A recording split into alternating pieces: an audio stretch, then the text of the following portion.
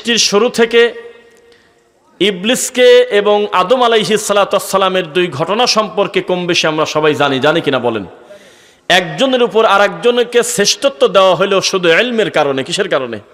ওয়া আল্লামা আদামাল আসমাআ কুল্লাহা, আল্লাহ আদমকে শিক্ষা দিয়েছেন সবকিছুর নাম। তার এই ইলম তাকে অহংকারী করে নাই। আর ইবলিস অহংকার করার কারণে ফাসাজাদু ইল্লা ইবলিস, সবাই আল্লাহর আনুগত্য মেনে নিল, ইবলিস মানে নাই। মাঝখানে আপনাদের একটু ঠেকাই, লালন ফকিরের গ্রুপ বলতেছে মানুষকে সেজদা দেওয়া যদি হারাম হয়, এ কাজ তো শুরুই করছে প্রথমে আল্লাহ। বোঝে নাই কথা? কবর মাজার পূজা যারা করে, মরা মানুষের কবরে যারা সেজদা দেয়, এই পাগল ছাগলরা বলে যে মানুষ যদি মানুষকে সেজদা দেওয়া নিষেধ হবে, এক মাখলুক আর এক মাখলুককে সেজদা দেওয়া যদি পাপ হয়, এই পাপটা তো শুরুই করলো আল্লাহ। কেননা ইবলিসও তার মাখলুক, আদমও তার মাখলুক। এটা ইলম না থাকার কারণে, জ্ঞান না থাকার কারণে প্রশ্ন অহেতুক, তার জবাব আসবে না। আদমকে যে সেজদা দিতে বলেছিলেন, ইবলিসকে যে সেজদা দাও, ফেরেশতাদের বলছিল সেজদা দাও, এই সেজদা কি আমাদের এই সালাতের মতো সেজদা? এটা একটা আনুগত্যের শব্দ বোঝানো হয়েছে। এই সেজদার কাইফিয়াত, ধরন, এই সেজদার প্রক্রিয়া সম্পর্কে আমাদেরকে জানানো হয় নাই। এখানে মূল কথা ছিল আমার রবের আদেশ পালন করা। একজন অহংকার করে বলল যে না, খলাকতাহু মিন তিন ওয়া খলাকতাহু মিন নার, খলাকতাহু মিন নার ওয়া খলাকতাহু মিন তিন, আমি হলো আগুনের তৈরি, আমার চোখের সামনে আপনি আমার থেকে কমা দামি মাটি দিয়ে তাকে তৈরি করলেন, আমি কিভাবে তাকে সেজদা দিতে পারি? মরা পর্যন্ত তওবা করে আর কাজ হচ্ছে না, একেবারে এমন নষ্ট হয়েছে কিয়ামত পর্যন্ত আর ভালো হয় না, যাতে উঠবে না। আর আদম আলাইহিস সালাম নিষিদ্ধ গাছের কাছে যাওয়া নিষেধ করছিল আল্লাহ, ওয়ালা তাকরাবা হাযিহি শাজারা, খবরদার গাছের কাছে যায় না, তারপরেও যায় নাই। পুরো বক্তব্য আজকে শুনবেন, আমি আশাবাদী ইনশাল্লাহ। আমি আজকের এই মাহফিলটা যেদিন থেকে জালাল ভাই আমাকে দাওয়াতটা দেয়, ওদিন থেকে আমি ইলমের ব্যাপারে মোটামুটি একটা সিরিয়াল করছি, যেটা আমি আপনাদের সামনে বলতে পারবো। আল্লাহ তৌফিক দিন, আল্লাহুম্মা আমিন। ইবলিস কিন্তু আল্লাহর হুকুম অমান্য করছিল, করে নাই? করছে। আদমও কি আল্লাহর হুকুম অমান্য করে নাই? ভঙ্গি না করে সোজাসুজি জবাব দেন। ইবলিস কি হুকুম অমান্য করে নাই? ইবলিসও অমান্য করেছে, আদম আলাইহিস সালাম অমান্য করেছে। একজন ভুল করার কারণে কোনো দিন আর জাতে উঠতে পারল না, সবই খারাপ। আর একজন ভুল করার পরে আল্লাহ তার মর্যাদা বাড়ায় দিয়ে, আগে ছিল আব্দুল্লাহ, পরে হয়েছে নবিউল্লাহ। বোঝা যাচ্ছে? একজন ভুল করে এত পচা পচেছে যে জীবনে দুই চোখ দিয়ে দেখলাম না, তারপরেও মানুষকে জীবনে ইবলিস নামও রাখে না। আর একজন ভুল করে এমন সম্মান পাইছে, ভুল করার আগে ছিল হলে আব্দুল্লাহ, একজন আল্লাহর বান্দা, কিন্তু ভুল করার পরে মর্যাদা কমাবাদ্দি বাড়ি দেওয়া হয়েছে আবুন নাস, মানুষের আব্বা। একটা মাত্র কারণ, একজন ভুল করে বলছিল, কিসের ভুল? সবই ঠিক আছে। চেয়ারম্যান মেম্বার তাকে ইউনিয়ন পরিষদের সামনে পিটায় দিল কয়দিন আগে, তাও বাইরে দেওয়া বলতেছে যে আমি ঠিকই ছিলাম। তার মানে সে অনুতপ্ত না, তার ভুলের ব্যাপারে তিনি অনুশোচনা করে না, আবার বিলের ব্যাপারে আরো বিগড়ে গেছে। আরেকজন বলেছিলেন, রব্বানা যালামনা আনফুসানা ওয়া ইল্লাম তাগফির লানা ওয়া তারহামনা লানাকুনান্না মিনাল খাসিরিন। মুখস্থ আছে? থাকবে না কি কারণে? এত খয়রাতের মোনাজাতে, এত মিলাদের মোনাজাতে, মৌতিখানার মোনাজাতে, মরার কবরের সামনে, তারপরে দোকান উদ্বোধনে, স্মৃতিসৌধের সামনে, ল্যাংটার সামনে, তারপরে রাত দিন যেই জিনিস মোনাজাতে চলে, এই আয়াত তো সবার মুখস্থ থাকার কথাই সহজে। অথচ জীবনে কোনোদিন কল্পনা করলেন না এই আয়াতটা নাজিল হয়েছে কি কারণে, এই কথাটা কার মুখ দিয়ে আল্লাহ প্রথমে বলায় নিয়েছিলেন, এটা কোনোদিন ভাবেন নাই। হে আমার রব, আমি জুলুম করেছি আমার নফসের প্রতি, গাছের কাছে যাওয়াটা আমি নিজে অন্যায় করে ফেলেছি। ওয়া ইল্লাম তাগফির লানা, আমি অতঃপর বুঝতে পেরে ক্ষমা চাই। ওয়া তারহামনা, শুধু ক্ষমা করলে হবে না, আমার প্রতি আপনি দয়াও করেন। লানাকুনান্না মিনাল খাসিরিন, না হলে আমি ক্ষতিগ্রস্তের ভিতরে পড়ে যাব। শুধুমাত্র ভুল করার পরে অনুশোচনা করার কারণে আদমের মর্যাদা বাড়েছে, আর কারণে না। এই জন্য আপনাকে বলি, অন্যায় করা যত বড় অন্যায়, তার থেকে বড় অন্যায় অন্যায় করার পরে এই অন্যায় আল্লাহ ক্ষমা করবে না মনে করে বসে থাকা। ভাষা কি বোঝেন? আল্লাহর কাছে সবচাইতে প্রিয় ওই সময়টুকুন লাগে বান্দা কাজুবাজু করে রাত্রিবেলা গভীর রাতে সেজদা দিয়ে আল্লাহকে বলে, আল্লাহ আমি 3 নাম্বার সাক্ষী দুনিয়াতে রাখবো না, এই অন্যায়টা আমি যার সাথে করছি সে আমি আর আপনি, কাউকে বুঝতে দেব না, আল্লাহ আপনি ক্ষমা করে দেন। আল্লাহ আমি যে অন্যায় করে ফেলেছি, খারাপ কাজ করেছি, পৃথিবীর কেউ দেখে নাই, আমি কাউকে সাক্ষী বানা ওই সময় বিপদে পড়তে চাই না, আপনি পর্দার আড়াল থেকে আমাকে ক্ষমা করে দেন। এই সময়টুকুন আল্লাহর খুব ভালো লাগে। তো এলেম এমন একটা গুরুত্বপূর্ণ ব্যাপার, যেই এলেম অর্জন করা প্রত্যেক মুসলমান নরনারীর উপর সুন্নাহ নাকি ফরজ। এবার আপনাদের একটু ধাঁধায় ফেলায় দেই। নবী বলেছেন যে তলাবুল ইলমি ফারিদাতুন আলা কুল্লি মুসলিম। আমাদের দেশের তরিকাপন্থী ভাইয়েরা আবার আরেকটু ডেলিভারি বাড়ায় দেশে বলতেছে ওয়া মুসলিমা। এখানে আপনার পণ্ডিতি করতে বলে নাই, মুসলিমের ভিতরে মহিলাও আছে পুরুষও আছে। আল্লাহর নবী বলতেছে প্রত্যেক মুসলমান নরনারীর উপর দ্বীনি ইলম শিক্ষা করা ফরজ। কিন্তু আল্লাহ বলতেছে আউযু বিল্লাহি মিনাশ শাইতানির রাজীম ওয়া মা কানাল মুমিনুনা লিয়ানফিরু কাফা। এটা তোমাদের জন্য সমীচীন নয় যে তোমরা সবাই আল্লাহর রাস্তায় বের হয়ে যাবে, সবার জন্য উচিত না। ফালাউলা নাফারা মিন কুল্লি ফিরকাতিম মিনহুম তাইফাতুল লিয়াতাফাক্কাহু ফিদ্দীন। বরং তোমাদের সবার ভিতর থেকে কিছু সংখ্যক লোক বের হয়ে যাও আল্লাহর রাস্তায়, জিহাদে দ্বীনের রাস্তায় বের হও। কেন? ইযা রাজাউ ইলাইহিম লাআল্লাহুম ইয়াহজারুন। পরবর্তীতে ফিরে এসে যাতে দাওয়াতি কাজ করে আল্লাহর ভয় মানুষকে দেখাতে পারো, একই সঙ্গে সবার যাওয়ার দরকার নেই। তো কোরআনের আয়াতের অনুবাদে আমাদের মনে হচ্ছে আল্লাহ বলতেছে তোমাদের নির্দিষ্ট কিছু মানুষ এলেম অর্জন করো, জিহাদ বের হও। আর নবী বলতেছেন প্রত্যেক মুসলমানের জন্য এলেম অর্জন করা ফরজ। এটা দুই রকম শোনা গেল না বাহ্যিকভাবে? এর ব্যাখ্যা কি? এর ব্যাখ্যা রফিক বিন সাইদের জন্য ওযুটা শুদ্ধ করে শিক্ষা করা যেমন ফরজ, আপনার জন্য একই রকম ফরজ। 5 ওয়াক্ত সালাতের রুকু তাসবিহ তাহলিল সমস্ত নিয়ম কানুন জানা আমার জন্য যেমন ফরজ, একজন নন আলেমের জন্য একই রকম ফরজ। জানাজার কায়দা কানুন জানাটা একজন হুজুরের জন্য যেমন ফরজ, একটা নন হুজুরের জন্য একই রকম ফরজ। ইসলামের বেসিক ফরজ যেগুলো বাধ্যগত, এই বাধ্যগত বিষয় ছাড়া যেগুলো চলা যায় না, এগুলো একটা হুজুরের জন্য ফরজ, আপনার জন্য ফরজ। কিন্তু আমাদের সমাজে বলে যে না, হুজুররা জানি পাপ করে, আমরা না জানি পাপ করি, আমাদের শাস্তি কম। এ কথা বলে কিনা? তোর শাস্তি ডবল। এক হলো জানার দরকার ছিল, জানো নাই কি কারণে? 2 নাম্বার মানার দরকার ছিল, মানো নাই কি কারণে? আর যেই লোকটা জানছে অন্তত জানার হকটা আদায় করে ফেলেছে, আমরা সুধারণা করি আল্লাহ তাকে আমলের সুযোগ দেবেন ইনশাআল্লাহ। কিন্তু আমাদের সমাজে চায়ের দোকানে বসে বিড়ি মুখে দিয়ে হাকিমপুর জর্দা দিয়ে পান খাচ্ছে আর বলতেছে আমি পড়াশোনা না জানতে পারি, কোনো হুজুর আমার কাছে কিছুই না। প্রথমে নিজেকে বলতেছে বলদ, তারপরে বলতেছে যে আমি সবার থেকে ভালো জানি। নাউজুবিল্লাহ। এরকম আছে কিনা বলেন? তাহলে এলেম ছাড়া তার কোনো মূল্য নাই। এবার আপনাকে আমি ধারাবাহিকভাবে বোঝাই এলেম কাকে বলে আর বিশুদ্ধ এলেম কাকে বলে। এবার একটু ধাক্কা খাবেন। আমি আপনাকে কমন একটি কথা বলি, আমি বক্তব্য দেবার আমার ডানে বামে আলেমুল আমার দিকে তাকাবেন, দেখবেন যে কথাগুলো মিলতেছে কিনা একটু খেয়াল করে তাদের চেহারার দিকে দেখবেন। 30 পারা কোরআন মাজিদে আয়াত আছে 6236। এতগুলো আয়াতের ভিতরে 114টা সূরার ভিতরে এখনো পর্যন্ত এমন কথা আল্লাহ বলে নাই যে বান্দা তুমি আমল করো আমি তোমাকে জান্নাত দেব। বুঝেন নাই? এই যে রাস্তায় আমাদের তবলিগ জামাতের ভাইয়েরা বের হয়ে বলে যে আমল করেন আমল করেন, তা আমল কি করব? আমল গোটা কোরআন মাজিদে যেখানেই আমলের কথা সেখানেই আছে আমলের সলের কথা, আহসানু আমালার কথা, উত্তম আমল, সদ আমলের কথা।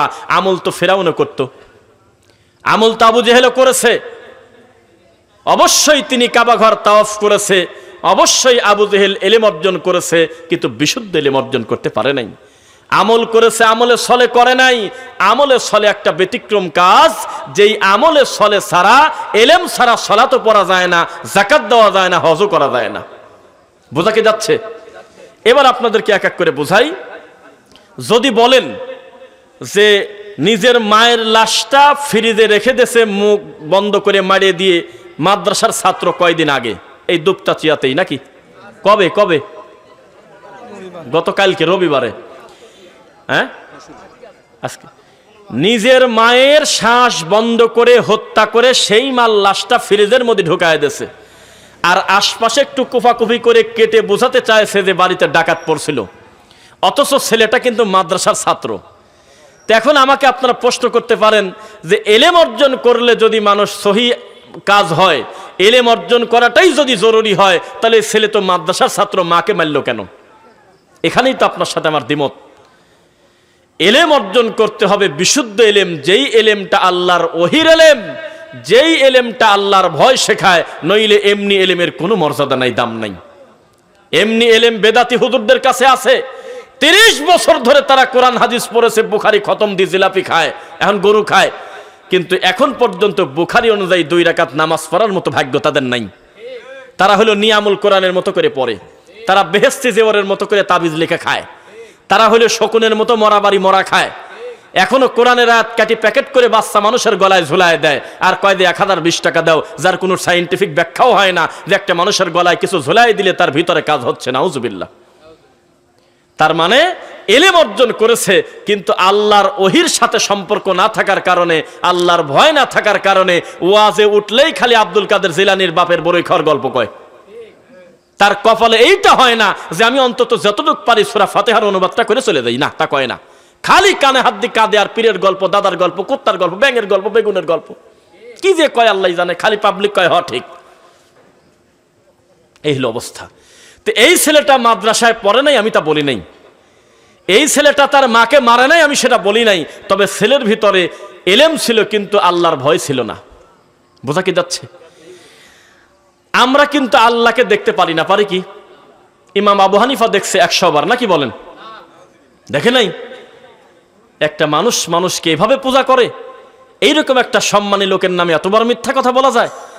যেখানে নবী সাল্লাল্লাহু আলাইহি ওয়াসাল্লাম বলেছেন, আল্লাহ নিজের ব্যাপারে নিজে বলেছেন, লা তুদরিকুল আবসার ওয়া হুয়া ইউদরিকুল আবসার, আমি আল্লাহকে দেখা যায় না, আমি লোকচক্ষুর আড়ালে।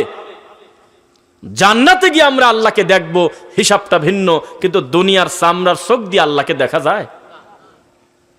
তো তা যদি দেখা না যায়, তাহলে উল্টা একটা চিন্তা করেন, আমি যেহেতু দেখতেছি না, তাহলে আমার সমস্ত কর্মকাণ্ড আমার আল্লাহ দেখতেছে, এটা ঠিক আছে?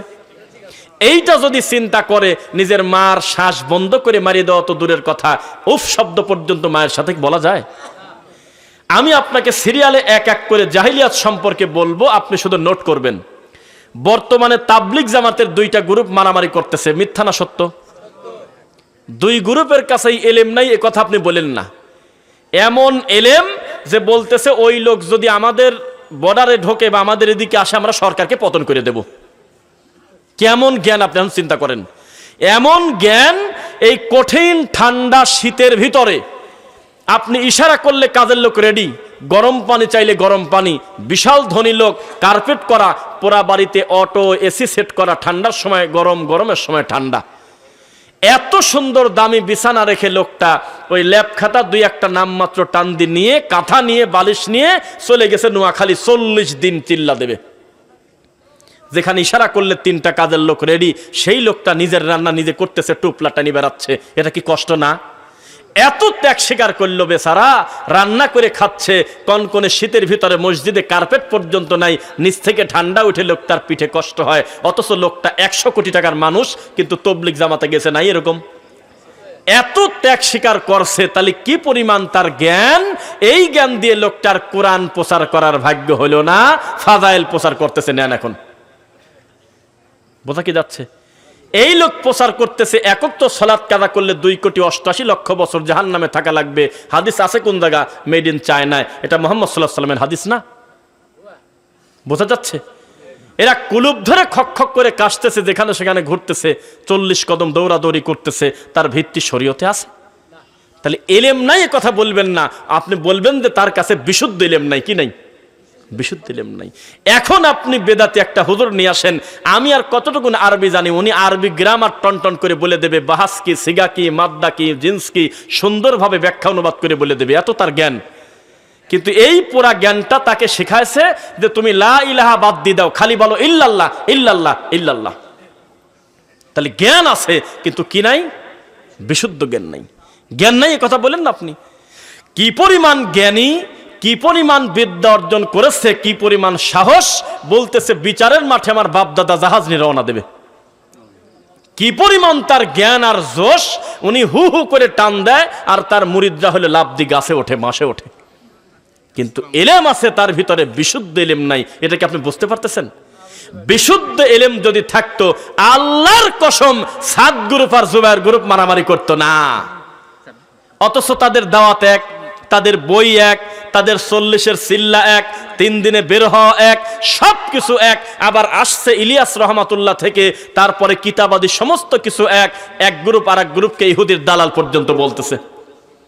আল্লাহর ঘর বাইতুল মুকাররমে 2 গ্রুপে কয়দিন আগে মারামারি হয়েছে। আপনি মিথ্যা বললে প্রতিবাদ করেন তো ভাই, দেখছেন নাকি? তবলিগের 2 গ্রুপের মারামারি দেখেন নাই মসজিদ বাইতুল মুকাররমে? সাক্ষী দিন, নইলে আমি তো আবার বিপদে পড়ে যাব। এক গ্রুপ আর এক গ্রুপে মারামারি করতেছে। আমি জালাল ভাইয়ের রুমে বসে কেবল দেখলাম একটু আগে, এক গ্রুপ আর এক গ্রুপের ব্যাপারে বিবৃতি দিচ্ছে যমুনা টিভিতে। বলতেছে আমাদের এত 24 ঘন্টার ভিতরে যদি মানে ওই গ্রুপকে বাতিল না করা হয়, আমাদের গ্রুপটাই প্রতিষ্ঠিত না করা হয় বাংলাদেশের গ্রুপে, তাহলে আমরা সরকারকে অচল করে দেব। অথচ তাদের ফাদাইল আমলও এক, তাদের বইপত্রও এক, একই জায়গা থেকে তাদের দাওয়াতি কাজ আসছে। দেখেন শুধু দলের কারণে আজকে কি পরিমাণ কামড়া কামড়ি শুরু হইলো। এলেম আছে, বিশুদ্ধ এলেম নাই, এটাই হলো একমাত্র কথা। বিশুদ্ধ এলেম থাকলে কোনোদিন এভাবে মারামারি করা যায় না। যায় কি? আমাদের এই দেশে বলেন তো, বাংলাদেশের সবচাইতে বড় ঈদগাহ মাঠ কোনটা? কেউ কয় দিনাজপুর, কেউ কয় রাজশাহী। শোলাকিয়া, কিশোরগঞ্জের শোলাকিয়া ঈদগাহ বাংলাদেশের সবচাইতে বড় ঈদগাহ। মিথ্যা না সত্য? এলেম যদি থাকতো, বিশুদ্ধ এলেম যদি থাকতো, ওই ঈদগাহর মাঠে ফরিদউদ্দিন মাসুদ কোনোদিন নামাজ পড়াতে পারতো না। যেই লোকটা প্রকাশ্যে আলেম ওলামার ফাঁসি চাইছে গণজাগরণ মঞ্চে যায়, এমন একটা লোককে দিয়ে বাংলাদেশের শ্রেষ্ঠ ঈদগাতে নামাজ পড়ানো হয়, এটা কি এলেম আছে না বিশুদ্ধ এলেম আছে? বলেন। এলেম আছে, বিশুদ্ধ এলেম নাই। বিশুদ্ধ এলেম থাকলে কোনোদিন আলেমদের অন্তত ফাঁসি চাওয়া যায় না। মানুষ ভুল করলে তার আইনি প্রক্রিয়ায় বিচার হবে। উনিকে একটা টুপিওয়ালা দাড়িওয়ালা মানুষ, সেই লোকটা পাবলিকের সামনে গিয়ে বলবে যে আমি আলেমদের ফাঁসি চাইতে এসে আমার জীবনের একটা ভালো কাজে আমি আসলাম, নাউজুবিল্লাহ।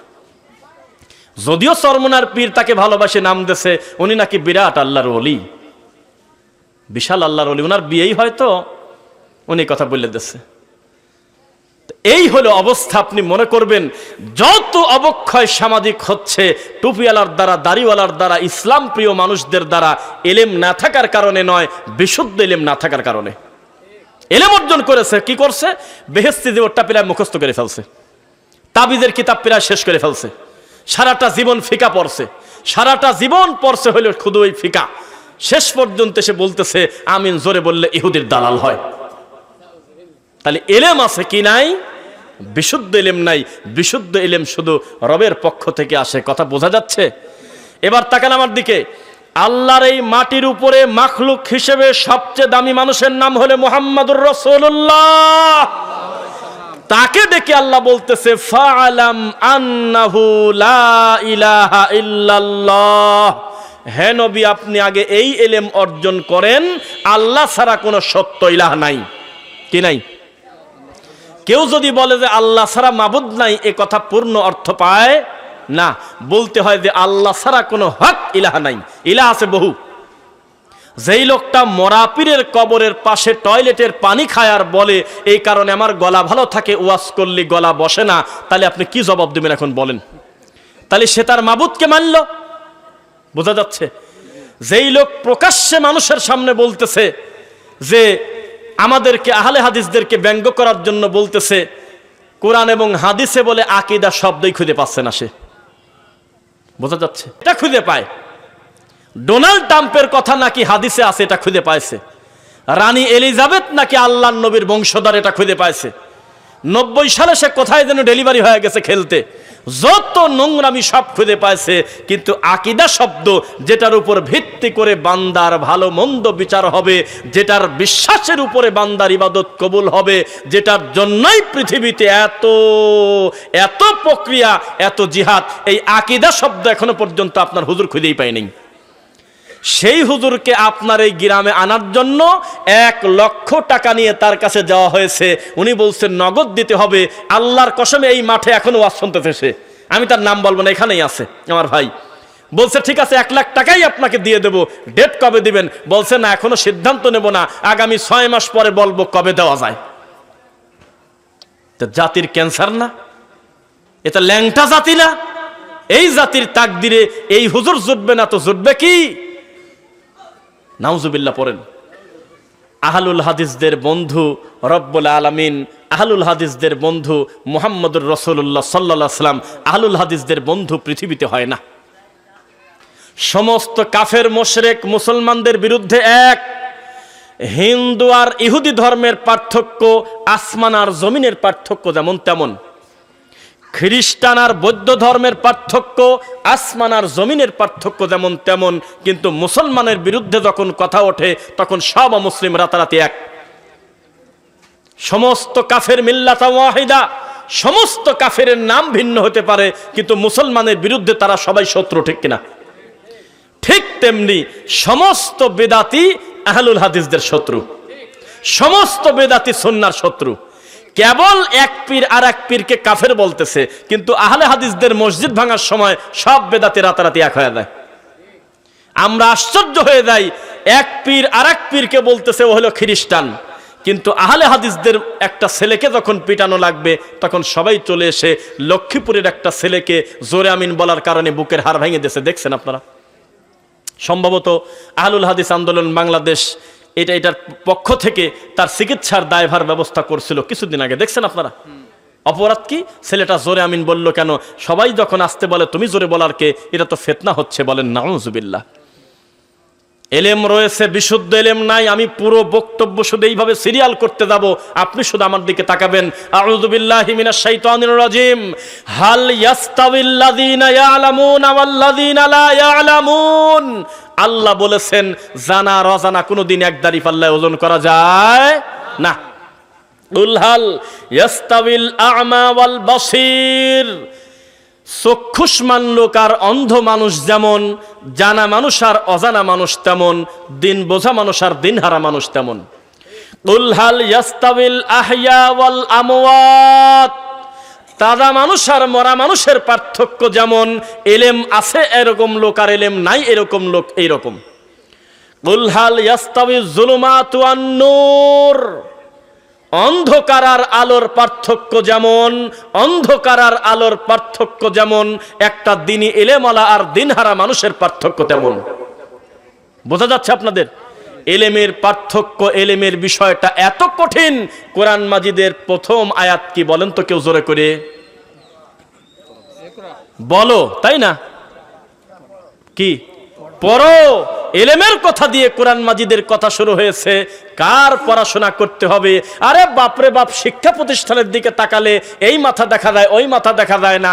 10,000 বাচ্চা পড়ে, প্রায় 500 টিচার আছে, তাদের ঘন্টার পর ঘন্টা নাচ শেখানোর জন্য টাইম আছে, গান শেখানোর জন্য সাংস্কৃতিক ক্লাস আছে, বাদ্যযন্ত্র শেখানোর জন্য আলাদা টিচার আছে, চারুকলা শেখানোর জন্য মাস্টার আছে, দেহ শিক্ষা করার জন্য মাস্টার আছে, শারীরিক শিক্ষা, সব কিছু টাইম তারা পাইলো। 1 ঘন্টা কোরআন শেখানোর মতো টাইম তাদের হাতে নাই। এই এলেমের কথা আল্লাহ বলছে। এটা একটা এলেম, তবে এটা বিশুদ্ধ এলেম নয়। বিশাল একটা প্রতিষ্ঠান, বিশাল একটা বিশ্ববিদ্যালয়, বড় করে লেখা আছে এসো এলেমের জন্য, বের হও সেবার জন্য। থাকে কিনা? কথা বোঝেন না? শিক্ষার জন্য এসো, সেবার জন্য বেরিয়ে যাও।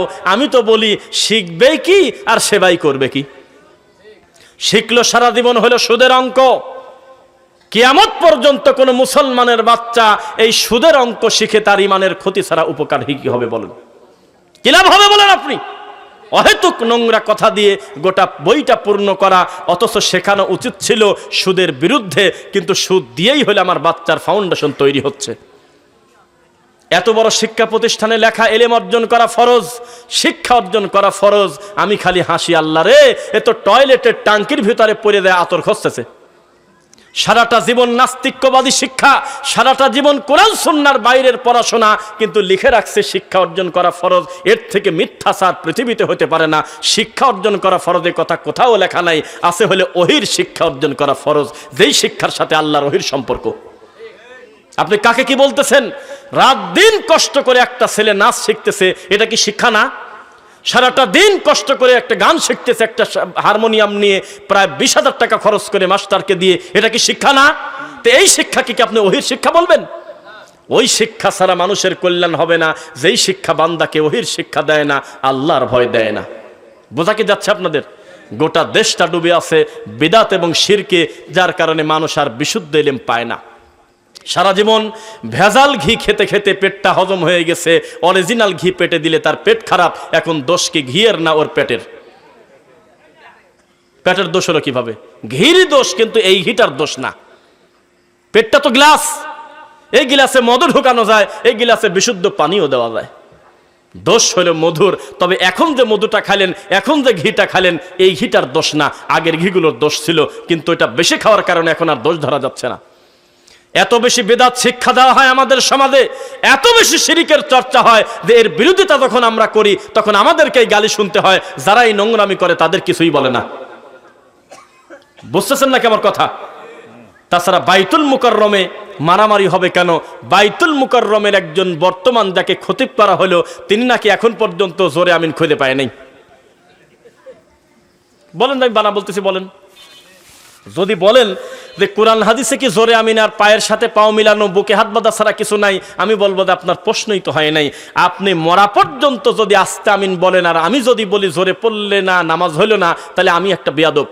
এমন কথা কোরআন হাদিসে কোথাও লেখা নাই যে আমিন জোরে না বললে নামাজ হবে না।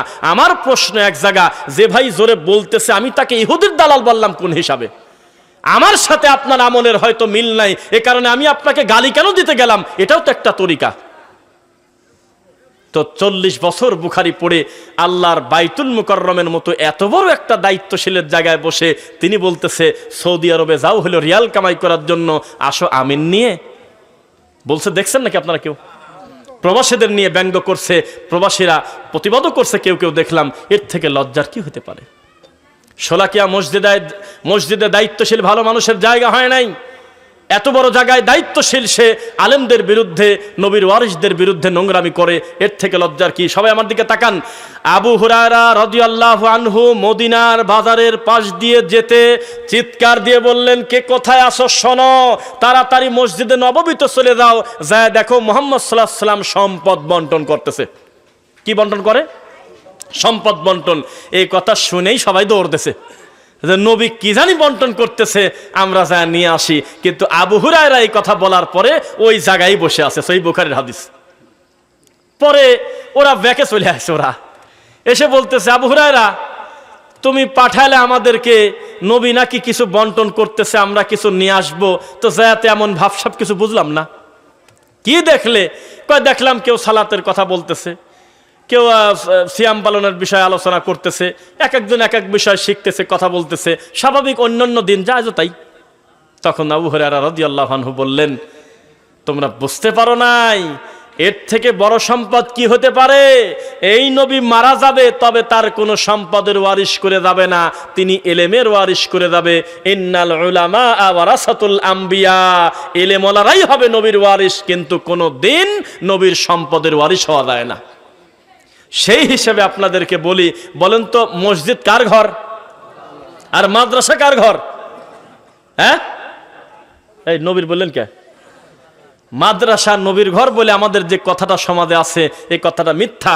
দুনিয়াতে নবীর ঘর বলে কোনো কথা নাই। যেই পথে বুড়ি কাটা দিত বলে কথাটা পুরাটা তার প্রতি অপবাদ দেওয়া। মাদ্রাসা মসজিদ দুটাই আল্লাহরই ঘর। কিসের ঘর? দুটাই আল্লাহরই ঘর। এই জমিনে আমার নবী কোনো সম্পদের আর বাঁশখুঁটির ওয়ারিশ করে দেয় নাই, তিনি রেখে গেছে আল্লাহর ওহির ওয়ারিশ করে। এই ওয়ারিশের আমানত খেয়ানত করলে তাকে বিপদে পড়তে হবে।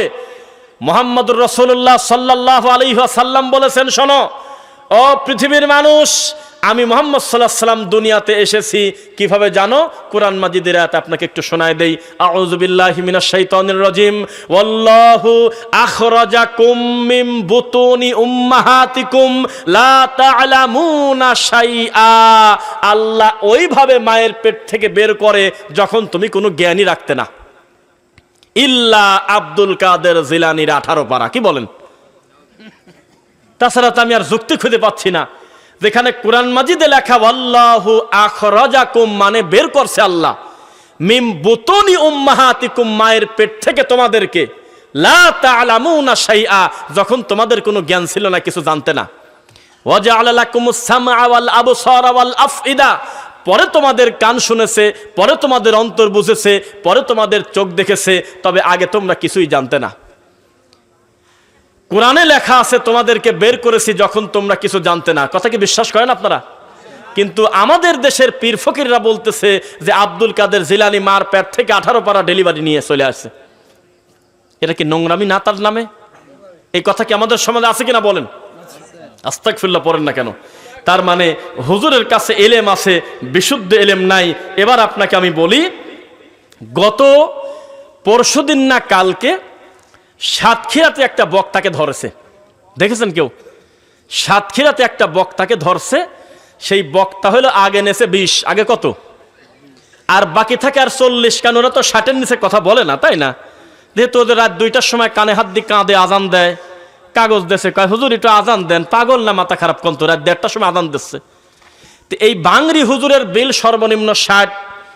এই রোগী বলতেছে যে আমি মোট টাকা না দিলে তোমাদের স্টেজে যাব না। যেই দিন জালসা ওই দিন দুপুর 12টার আগে আমার বাকি 40 ক্লিয়ার করো। তখন কমিটি দেখলো বিপদ, তাছাড়া তো ব্যাকে চলে যাচ্ছে। তখন তারা বাধ্য হয় বিভিন্ন কষ্ট মষ্ট করে বাকি 40 তার মোবাইলে দিয়ে দিয়েছে। দিয়ে দেওয়ার পর বলছে ঠিক আছে তুমি আগে আসো। পরে সে ওয়াজ করার পরে কি আগে তা আমি জানি না, পরে তাকে ঘরের ভিতরে নিয়ে বলতেছে কাজটা কি ঠিক করছেন? আটকাছে তাকে, আটকে তাকে অপমান করছে যে কিসের ভিত্তিতে আপনি টাকাটা নিলেন? আপনি যদি মরে যেতেন আপনার এই টাকার দায়িত্ব কে নেয়? এখনো কাজই করেন নাই, তাহলে এই 60,000 টাকা নিলেন কিসের ভিত্তিতে? তাহলে আমরা সবাই কিন্তু বুঝলাম যে কাজটা কিন্তু অন্যায় করে নাই সাতক্ষীরাবাসী। কিন্তু বাঙালির আবেগ, এ জাতির আবেগ বাদ দিলে কিছু থাকে না। এই ভিডিও যখন ফেসবুকে আসলো তখন আমাদের দেশের হুজুররা লিখতেছে, আমাদের দেশের এই আবেগী জাত লিখতেছে সাতক্ষীরাকে বয়কট করো। একটা হুজুর পোস্ট দিল, আমি সাতক্ষীরার সমস্ত যেসব জালসার ডেট নিছি মোট অটো বাতিল করে দিলাম, আমি যাব না। একটা আলেমের সাথে এমন ব্যবহার করা হলো কেন? লিখতেছে। বুঝতেছেন কথা? তো এটা ইসলাম? এখন এই মঞ্চেই আমি উঠি নাই, আমার অগ্রিম টাকা দিয়ে দিতে হবে, এর থেকে নোংরামের কি আছে? আপনি কমিটিকে বলেন তো দেখি, কতবার তারা বলছে কিছু কিছু টাকা আপনার বিকাশে দেই, এই নাম্বারে কথা বলতেছি, এটাকে বিকাশ, আমি এই কথা মুখ দিয়ে বলছি কিনা দে হব বিকাশ, বলেন তো ক্ষমতা থাকলে। একটা টাকা আমাকে দিতে পারছে, একটু মুখ দিয়ে বলেন তো দেখি। একটা পর্যায়ে কথা বলে আসবে সেটা ভিন্ন কথা, যে আমার জন্য কি আপনারা কিভাবে কি করবেন আশা দেওয়ার বিষয় ভিন্ন কথা, কিন্তু আগে আপনাকে টাকা নিতে হবে। যখন আপনি ওয়াজও করেন নাই, স্টেজও সাজানো হয় নাই, কিসের ভিত্তিতে টাকাটা নিলেন আপনি? এটা হলো এলেম আছে, বিশুদ্ধ এলেম নাই। নবী সাল্লাল্লাহু আলাইহি ওয়াসাল্লাম আমাদেরকে রেখে গেছে বিশুদ্ধ এলেমের দাওয়াত দিতে। আমরা দিচ্ছি শিরকের দিকে, আমরা দিচ্ছি কুফরের দিকে। কথা বুঝতেছেন নাকি? ইদানিং আবার এমন হয়েছে, আহলে হাদিস নামটা মুখে নিতে আপনাদের লজ্জা করে। লজ্জা করে না? লজ্জা করে, আমি দেখছি তো। ঘুরে ফিরে আপনারা কিছু সময় পর পর খোসা বদলায় ফেলেন। আপনারা বেদাতির ভিতরে দিন দিন মিশে যাচ্ছেন, এটা অন্যায়। ডক্টর আসাদুল্লাহ গালিব স্যারের একটা বক্তব্য শুনে আত্মা ভরে গেল। তিনি বলতেছে আহলুল হাদিস বলাটাই হলো একটা জিহাদ। সমস্ত বিদাতির কলিজায় কাপন ধরে যাবে আহলুল হাদিস নাম শুনলে, এটার নামটাই হলো জিহাদ। আপনি এটাকে ঢেকে দিতে চাচ্ছেন কেন? আহলুল হাদিস এত সস্তা কথা নয়। আহলুল হাদিস কোনোদিন এমনি এমনি হওয়া যায় না। একটা ছেলের টাকনুর নিচে কাপড় হতে পারে তার অসতর্ক অবস্থায় পড়ে গেছে, এই লোকটাকে যদি কেউ জিজ্ঞাসা করে তুমি কি আহলে হাদিস, ও টাকনুর উপরে কাপড় না তোলা পর্যন্ত সহজে স্বীকারই করবে না যে আমি আহলে হাদিস। এমনি এমনি কোনোদিন আহলে হাদিস হওয়া যায় না। কিছু না কিছু তার ভিতরে পরিবর্তন অবশ্যই আছে, ঠিক কিনা? একটা লোকের দাড়ি চাচা, এই লোকটাকে রাস্তায় ধরে যদি বলেন যে তুমি কি আহলে হাদিস, দেখবেন যে দাড়িতে হাত দিয়ে লজ্জা পাবে, সহজে স্বীকার করবে না যে আমি আহলে হাদিস। ভুল করে যদি কেউ গলায় তাবিজ ব্যবহার করে, ওকে যদি কেউ জিজ্ঞাসা করে যে তুমি কোন মাযহাব মানো, আহলে হাদিস কিনা, ও স্বীকারই করবে না এই তাবিজটা না খোলা পর্যন্ত। আর আমাদের এই দেশে হাজার হাজার গরু কবরে সেজদা দিয়ে পড়ে আছে। আরে আল্লাহকে সেজদা দিয়ে সুবহান রাব্বিয়াল আলা দুইবার বলার টাইম পায় না, আর কবরে সেজদা দিয়ে আধা ঘন্টার নিচে মাথা তোলে না। এই রোগীকেও যদি টান দিয়ে তুলে বলেন যে তুমি কোন মাযহাবের, বলবে হানাফি মাযহাবের। ল্যাংটা কাপড়ই পরে না, সেও বলবে হানাফি। দেওয়ানবাগি মরে গেছে, তার ছেলেকে যদি বলেন যে তুমি কোন মাযহাবের, আল্লাহর কসম আহলে হাদিস বলবে না, হানাফি বলবে। যারা বলতেছে যেই বিবাহতে গান বাজনা বাজে না সে বিবাহ হারাম, শুনেছেন এই কথা? শুনছেন না? সবই তো শুনছেন। কত বড় সাহস! হাজার হাজার মানুষের সামনে টুপি মাথায়, মুখ ভর্তি দাড়ি, কুরআন সামনে, সবার সামনে বলতেছে, বুখারী উঁচু করে ধরে, যে বলবে বিবাহতে গান বাজনা বলা হারাম তার বউ তালাক।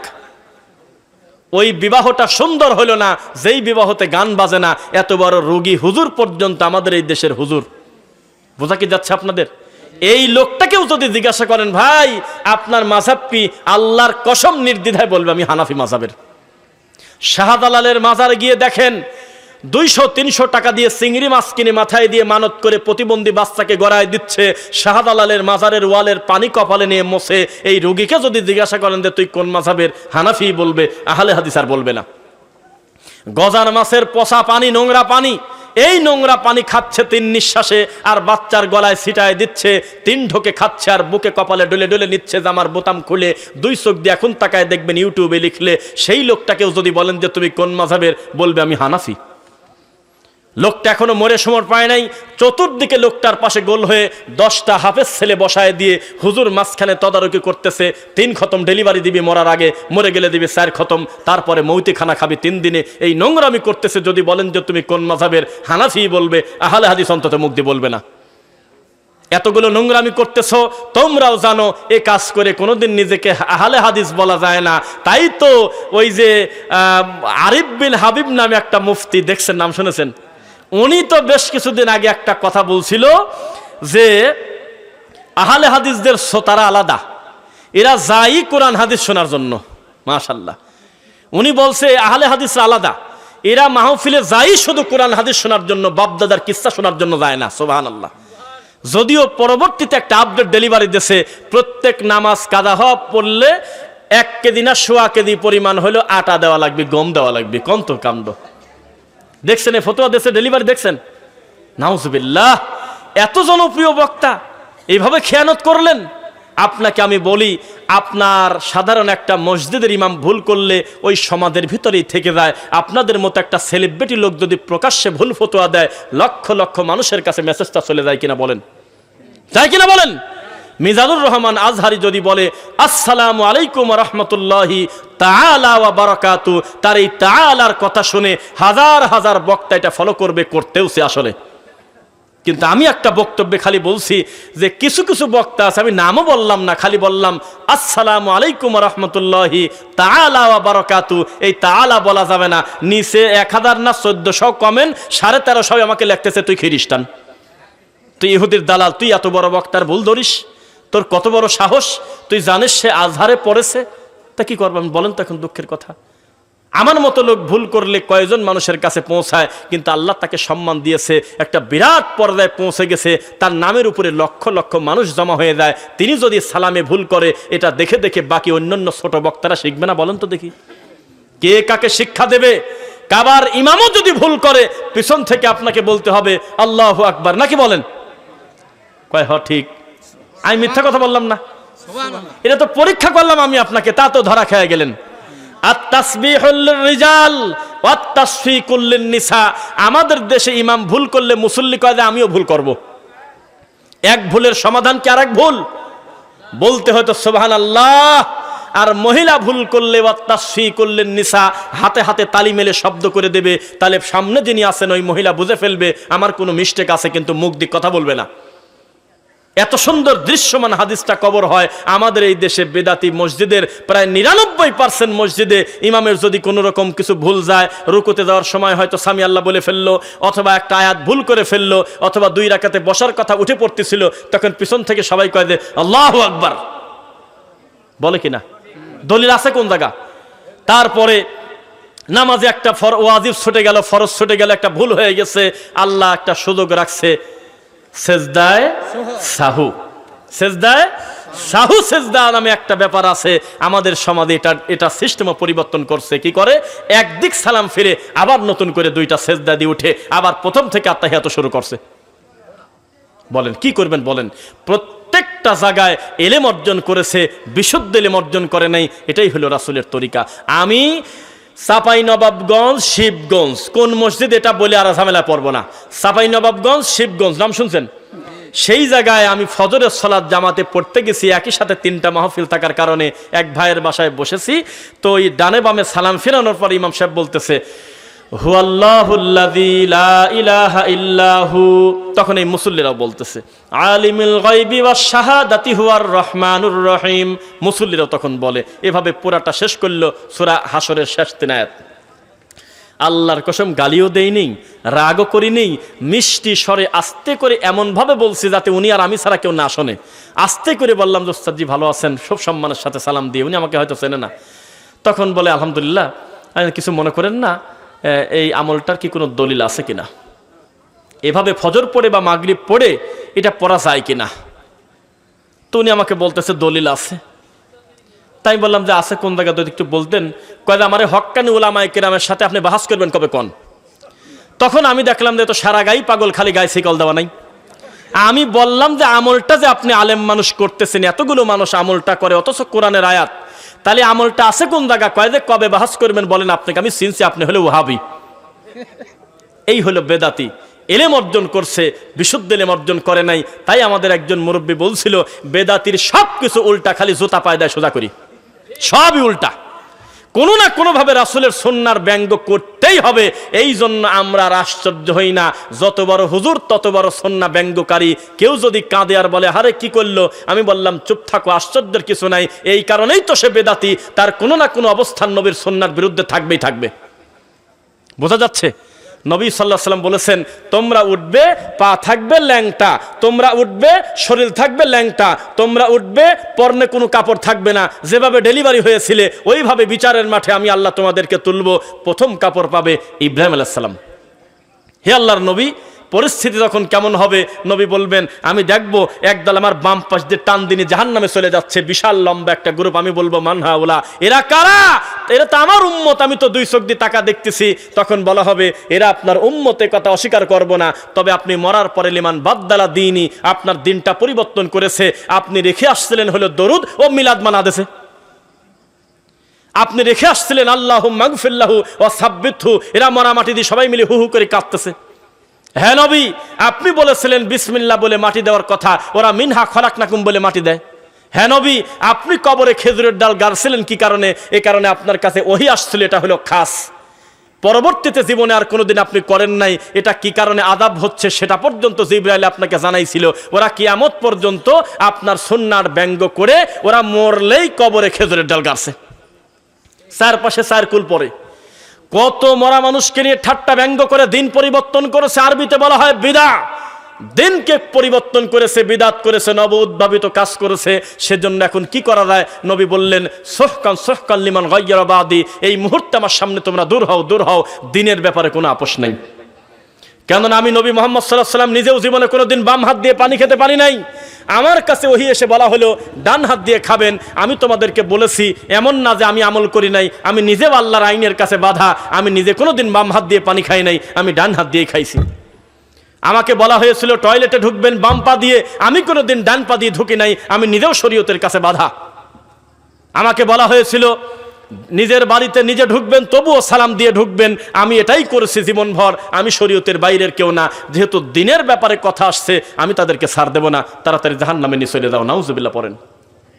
বেদাতি খালি কাঁদে, কয় যে হে নবী, আমার যদি পাখা থাকতো, ডানা থাকতো, পাখি হতাম, আমি ওইরে মদিনা চলে যেতাম। কারণ বাংলাদেশে মক্কার কোনো দাম নাই, মদিনার খুব দাম। সত্যি কথা, হাসেন কেন? আমাদের এই বাঙালির কাছে, অধিকাংশ বাঙালির কাছে মদিনার খুব দাম, কিন্তু মক্কার কোনো দামই নেই। একসাথে ওমরা করতে গেলাম, 10 দিন আল্লাহর কাবা ঘরে সেজদা দিলাম, 9 দিন। একটা হাজিও কাঁদে না, একজন ওমরাকারী হু হু করে কাঁদল না যে আল্লাহ রে, কেবল যে হাতটা বাঁধলাম, একটা সেজদা সমান 1 লক্ষ সেজদার নাকি। সুবহানাল্লাহ। হে আল্লাহ, কোন জায়গায় সেজদা দিচ্ছি? ইন্না আউওয়ালা বাইতি উদিআ লিন-নাস লাল্লাযী বিবাক্কাতা মুবারাকা, সর্বপ্রথম আল্লাহর মনোনীত ঘর হলো কাবা ঘর। একজনও কাঁদে না। যেই মুআল্লিম, বগুড়ার মুআল্লিম, বগুড়া হলো গাবতলী নামে জায়গা আছে, সেখানকার মুআল্লিম বলতেছে, এই হাজী সাহেবগণ বা ওমরা কারিগণ, আগামীকালকে সকাল 8টার ভিতরে সবাই রেডি থাকবেন, আমরা কিন্তু রওজা মুবারকের দিক যাবো। ওরা তোমার মদিনা কয় না, রওজা মুবারকের দিক যাবো, এরকম কথা বলে ফেলছে। যেই এই কথা বলছে, যে যার মতো সবাই রুমে গেল। আমরা পাশের রুম থেকে শুনি যে মনে হয় কেউ মরে গেছে, বিকট চিৎকার। পরে রুম খুলে যায়, দেখি দুইজন মুরব্বী প্রায় না বাসা। কাঁদো কে? কয় যে কখন আমার সোনার নবীর রওজা মুবারকে যাবো, কাঁদতেছে খালি, হু হু করে কাঁদে। আমি বললাম যে কিছু মনে করবেন না, ব্যথার পর ব্যথা দেই যাতে লজ্জা হয়। কেউ যদি এই নিয়ত করে বাড়ি থেকে যে আমি আমার নবীর কবর জিয়ারত করতে যাব, তার এটা যাওয়া বৈধ হবে না। 1 বাইতুল্লাহ, 2 মসজিদে নববী, 3 বাইতুল মুকাদ্দাস। পৃথিবীতে এই 3টা মসজিদ ছাড়া বাড়ি থেকে নিয়ত করে বের হয় নেকির আশা করে যাওয়া জায়েজ নেই। কিন্তু পৃথিবীর এমন খারাপ লোক দুনিয়াতে আছে আমার জানা নাই, কঠিন লোক, যে মসজিদে নববীতে গিয়ে নবীর কবরে সালাম না দিয়ে চলে আসে। এমন লোক, খারাপ লোক আছে দুনিয়ায়। ওটা আবেগের ব্যাপার, আমরা অবশ্যই যাব, কিন্তু নিয়তটা থাকতে হবে মসজিদে নববীতে যাচ্ছে, নবীর রওজা মুবারকে যাচ্ছে, এই কথা বলা উচিত না। বলার পর থেকে লাস্ট 6 দিন বাংলাদেশ বিমানবন্দরে নামার আগ পর্যন্ত আমাদের সাথে আর কেউ কথাই বলে নাই মুখ দিয়ে। আমরা হলো নবীর দুশমন, আমরা হলো অলির দুশমনে কি বললাম মুখ দিয়ে? নবীর রওজা মুবারকে যাওয়া যাবে না, এটা বলে আমরা বলছি বলে কে কাকে বোঝাবে? এই মুআল্লিমকে আমরা তখন বললাম, আপনার সাথে আমরা এসেছি একটা বিশেষ কারণে, নইলে আমরা আমাদের মতোই আসতাম। আপনি এই যে কাজটা করলেন, এই যে বিদাত পন্থায় এতগুলো মানুষকে আপনি ওমরা করাচ্ছেন, প্রত্যেকটা লোকের গুনাহগার আপনাকে হতে হবে। আল্লাহর কসম করে বলতেছি, উনি বিমানবন্দরে শাহজালালে এসে হাউমাউ করে আমাদেরকে কান্না করে বলছে যে আমার অন্যায় হয়ে গেছে, আমি নিজের বিবেকের সাথে অন্যায় করেছি, আমি পলিসি সঠিকটা, কিন্তু যাদেরকে নিয়ে আসছি তাদেরকে হুজুররা বেদাতিতা শিখায় দিয়েছে। এই জন্য আমি ব্যবসায়ী পলিসির কারণে হয়তো বিরোধিতা করি নাই, তবে আমি জানি আপনার কথাটা ঠিকই ছিল। তার মানে এলেম আছে, বিশুদ্ধ এলেম নাই, সঠিকটা মানুষের ভিতরে বলে না। যদি বলে দেয় তখন মানুষ তো তার থেকে দূরে চলে যাবে। এটাই হলো আমাদের সমাজের নীতি। কথা কি বোঝা যাচ্ছে? মুহাম্মদুর রাসূলুল্লাহ সাল্লাল্লাহু আলাইহি ওয়াসাল্লাম সুন্নাহর কথা বলেছেন। ডক্টর মসলুদ্দিন স্যার একটা কথা বলে মাঝে মধ্যে, যে জায়গা কোনোদিন ফাঁকা পড়ে থাকে না। আপনি সুন্নাত দিয়ে না ভরতে পারলে বেদাত আসি ভরে যাবে। বোঝা কি যাচ্ছে? দাওয়াতি কাজ করতে হবে। মিশে যাচ্ছেন কেন? কোনোদিন তেল জলে মিশবে না। আহলুল হাদিসের বাচ্চা জীবনে শিরকের সাথে আপোষ করবে না, বিদাতের সাথে আপোষ করবে না, তার তাওহীদকে কোনোদিন শিরকের সাথে মিশতে দেবে না ইনশাআল্লাহ। পরিস্থিতি যত জটিল হোক, লা তাযালু তাইফাতুম মিন উম্মতি যাহিরিনা আলাল হক। পরিস্থিতি যত হোক, যতই খারাপ হোক না কেন, আমার উম্মতের একদল সর্বদা হকের উপরে থাকবেই থাকবে। লা ইয়াদুররুহুম মান খাযালাহুম হাত্তা ইয়াতি আমরুল্লাহুম কাযালিক। একদিন 2 দিন না, আল্লাহর কাছে যাওয়া পর্যন্ত এই দল হকের উপরেই থাকবে, কেউ তাদের কোনো ক্ষতি করতে পারবে না ইনশাআল্লাহ। কই সে দল?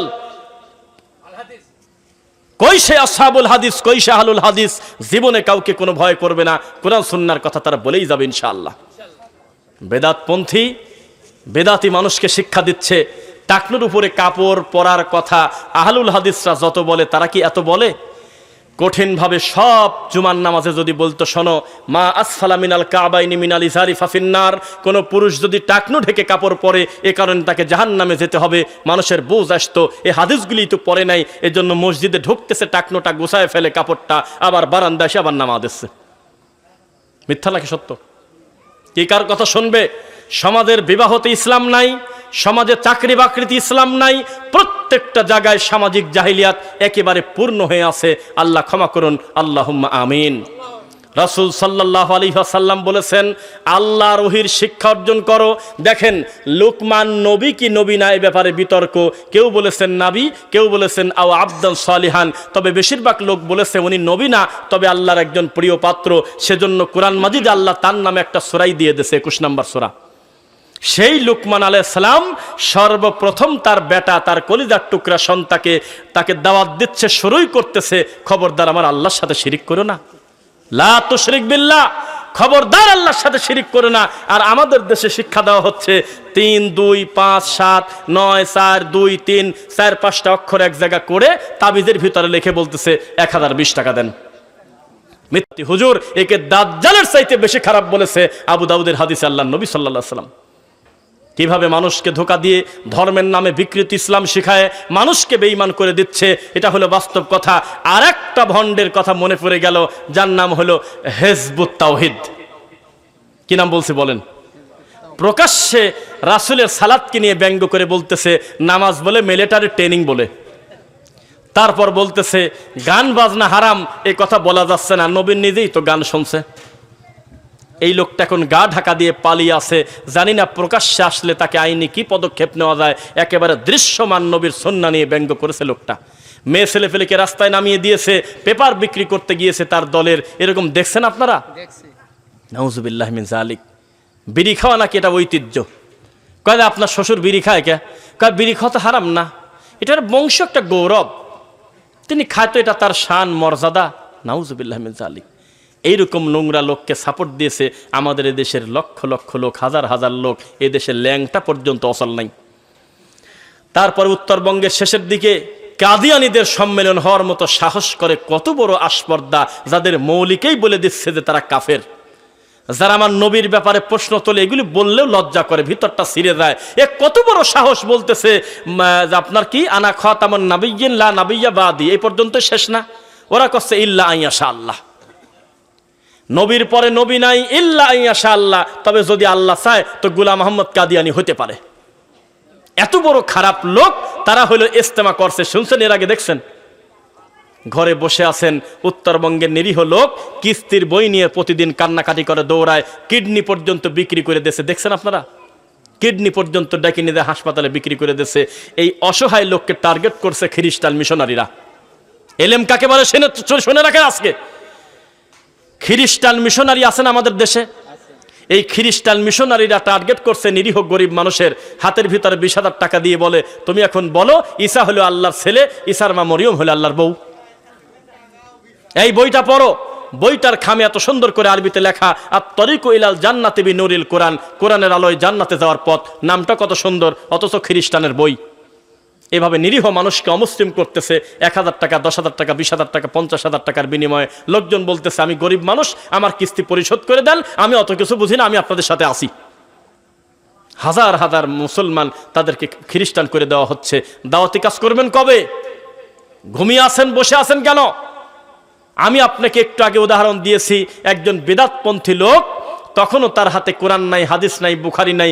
এই লোকটা এই কনকনে শীতের ভিতরে কষ্ট করে 200-500 কিলোমিটার চলে গেছে, নিজের বাপের টাকা খরচ করে রান্না করে খাচ্ছে, জমিদারের ছেলে। অথচ সে এই লোকটার হাতে এখনো কোরআন ওঠার তৌফিক হয় নাই।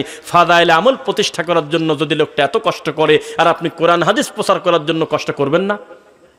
করবেন কিনা বলেন? লিল্লাহি তাকবীর। লোকজন ওঠে না কে? ব্যাপারটা কি? রাত তো মেলা বাজে গেছে। এই শ্রোতাই কি এরকম নাকি? শ্রোতাগুলি এরকম? আলহামদুলিল্লাহ সুম্মা আলহামদুলিল্লাহ। মানুষজন, আমরা তো বক্তব্যে মাঝে মধ্যে বলি আহলুল হাদিস আলেমদের বক্তব্য শোনা এত সস্তা কথা না। না রসকস আছে, না হু হু করে কাঁদে, না আপনার সুর দিয়ে পাখি উড়ে গেল রে। কয় যে বক্তা দেল বড়া দিয়ে গেছে, ওয়াজ শুনে বাড়িতে যাচ্ছে, কি কয়েছে কথা জানি না, কিন্তু মন ভরে গেছে।